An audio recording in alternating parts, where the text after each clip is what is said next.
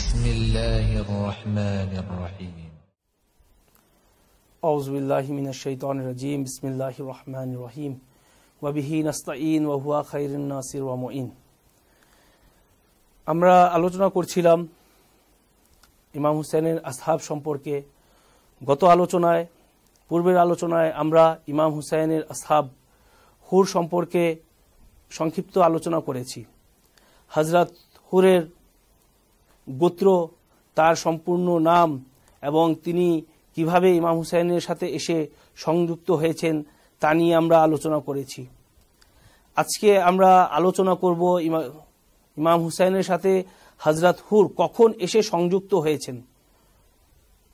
ইতিহাসবিদগণ ইতিহাসে লিখেছেন যে হযরত হুর ইমাম হুসাইন আলাইহিস সালামের সাথে দ্বিতীয় মুহরমে এসে সংযুক্ত হয়েছেন।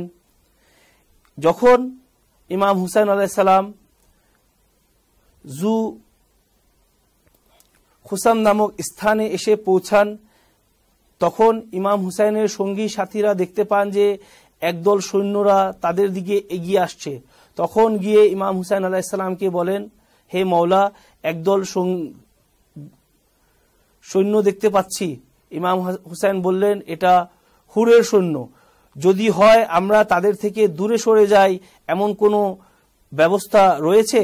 ইমামের এক সাথী বললেন, জি, আমরা যদি বাম দিক দিয়ে যাই তাহলে তাদের সাথে আমাদের কোনো দেখা হবে না এবং আমরা সেখানে আশ্রয় নিতে পারবো। তখন ইমাম হুসাইন বললেন, আমরা বাম দিকেই এগিয়ে যাই। কিন্তু ইমাম যখন বাম দিকে এগিয়ে যান, হযরত হুরের সৈন্যরা সেখানেই এসে ইমামের সাথে সংযুক্ত হন। তখন ইমাম হুসাইন দেখতে পান হযরত হুরের সৈন্যর অবস্থা অনেক বিকট রয়েছে, অনেক অবস্থা খারাপ, তারা তৃষ্ণার্থ। ইমাম হুসাইন তার সঙ্গীদের আদেশ দেন যে তোমরা যাও, তাদের পানি দাও এবং তাদের ঘোড়াকেও পানি দাও। যখন পর্যন্ত ঘোড়া পানি খেয়ে মুখ সরিয়ে না নেয় তখন পর্যন্ত পানির পাত্র তাদের মাঝ থেকে সরিয়ে নিও না। যখন ইমাম হুসাইন তাদের সবাইকে তাদের তৃষ্ণা নিবারণ করেন, হযরত হুরের সৈন্যরা সবাই পানি খায় এবং ইমাম হুসাইনের সাথে হযরত হুরের কথা হয়।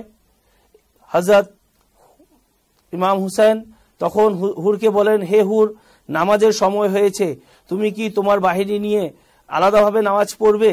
তখন হযরত হুর বলেন, না, আমি আপনার পিছনেই নামাজ পড়ব। যখন ইমাম হুসাইন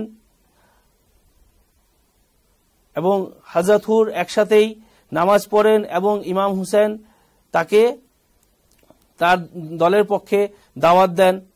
কিন্তু হযরত হুর বলেন, না, আমি ওবায়দুল্লাহ ইবনে জিয়াদের পক্ষ থেকে এসেছি, আমি আপনার সাথে যুদ্ধ করতে আসিনি।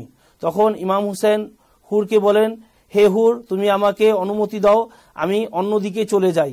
তখন হুর বলেন, না, আমি এই কাজের জন্যই এসেছি, আপনার সাথে যুদ্ধ করতে আসিনি, আমি আপনাকে এই পথেই, এখানেই আপনি আমার সাথে থাকবেন।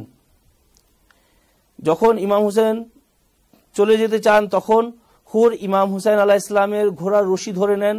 তখন ইমাম হুসাইন তাকে একটি কথা বলেন, সাকালাত উম্মুকা ইয়া হুর মা তুরিদ, এ হুর, তোমার মা তোমার জন্য ক্রন্দন করুক, তুমি কি চাচ্ছ? তখন হুর বলেন যে একজন আরবের জন্য এটা অনেক খারাপ কথা যে তার মায়ের নাম কোথাও নেওয়া হোক, কিন্তু আমি আপনার মায়ের নাম নিতে পারছি না। কেন? তিনি হচ্ছে নবীর কন্যা, তিনি বেহেশতের নারী। আর হযরত জাহরা সালামুল্লাহ আলাইহার প্রতি তার এই সম্মান তাকে ইয়াজিদি দল থেকে তাকে ইমাম হুসাইনের দলের দিকে নিয়ে আসেন। যখন এক এক করে হযরত হুর দেখেন যে ইমাম হুসাইন তো কোনো আমাদের প্রতি অন্যায় করেননি, কোনো জুলুম করেননি, তারপরও কেন আমরা তার পথ রুখে দিয়েছি, তার সাথে যুদ্ধ করতে এসেছি, তিনি একটু চিন্তা করেন যে ইমাম হুসাইনের খেমা থেকে শুধুমাত্র কুরআন তিলাওয়াত, তাসবিহে খুদার শব্দ আসে, তারা তো কখনো কারো প্রতি জুলম করেননি, কেন আমরা তার সাথে যুদ্ধ করতে এসেছি? তখন হযরত হুর ইমাম হুসাইনের দলের দিকে এগিয়ে আসেন এবং ইমাম হুসাইনকে বলেন, হে মাওলা, আমার গুনাহ কি ক্ষমা করা হবে, আমার গুনার তওবা কবুল করা হবে?